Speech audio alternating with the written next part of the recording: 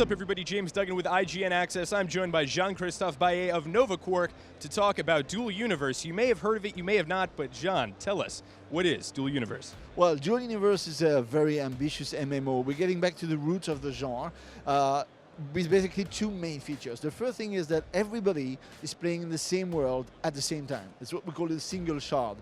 One world shared by everyone, for people to actually build content and create their stories inside this world. Everything in this world is editable. That means you can, dig the ground, collect materials, but you can also build your spaceships, your cities, your giant orbital station. There's no limit in size to what you can build, either alone or obviously through organizations. So there's a whole aspects about economy, I would say politics, territory management. So it's an extremely ambitious game that tries to allow people to rebuild entire civilizations in space. So there are many planets you can explore. It's really cool.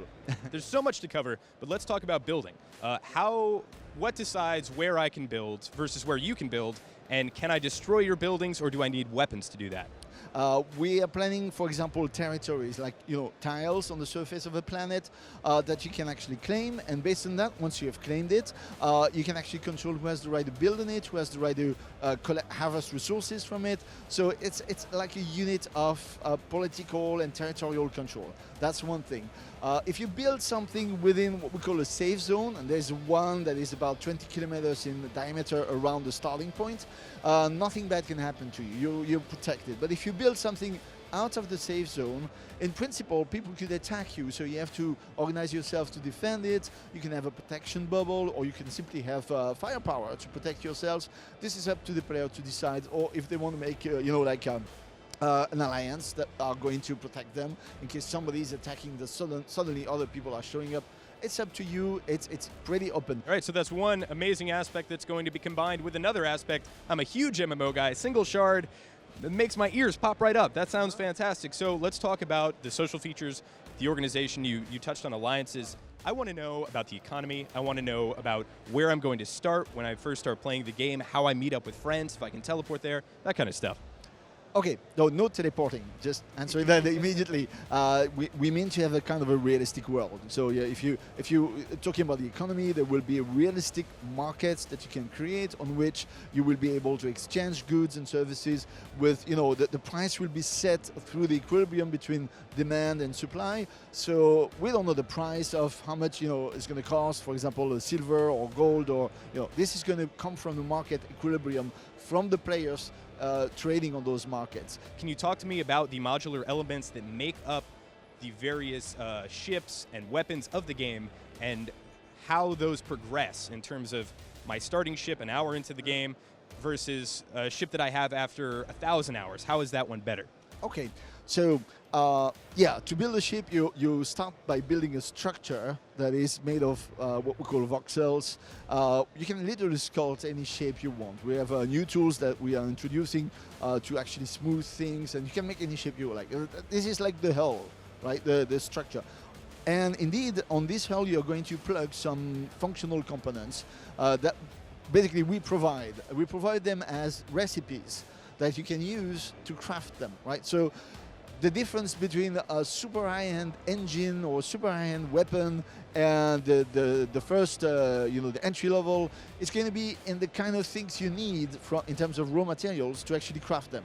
So the difference in timing when you are going to get them is, how long you have been mining, how good you are at mining, or basically how much money you make in the game from other activities that allows you to go on the markets and buy these materials directly from the market. So you don't necessarily need to go and mine yourself. And from that, you will be able to craft more and more advanced versions of your favorite engine, your favorite type of weapons, and so on. And then once you have them, you can assemble them on your ship to extend these possibilities. All right, so it sounds like there's a bunch of different archetypes and roles to fulfill, whether it's a prospector or a miner or a manufacturer or a combat pilot. Let's talk about what you're showing off at GDC, then. Well, what we have introduced recently is a bunch of little features that add up into making the building and the piloting of the ship much better than what we had a few months ago. So we're working on that.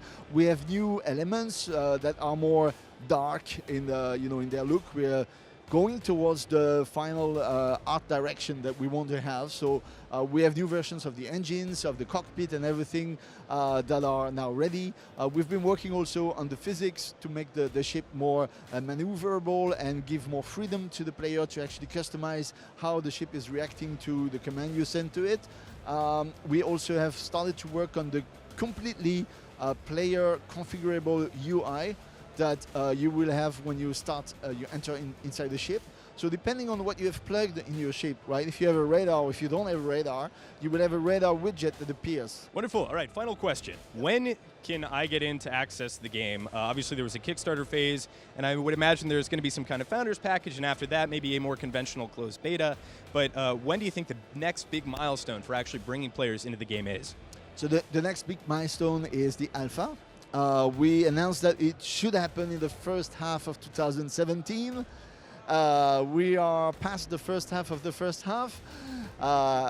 Well, it should come soon, and we don't want to rush anything. So we prefer, to have maybe 1 or 2 months more, so we can better test, better fine-tune the things, and give to the alpha testers already a convincing game, which is going to be around, the cycle from collecting resources to, crafting, building a ship, making copies of this ship through blueprint and factories, and then using this ship to go further to find other materials and craft more things and so on and so on. So we have this cycle already in place. So that's going to be the alpha. It's coming soon, and then will come indeed the beta. I would say about 1 year later. We still have the target of having the release of the game at the end of 2018. The end of 2018, that sounds very exciting. For all things Dual Universe, you're already in the right place at IGN.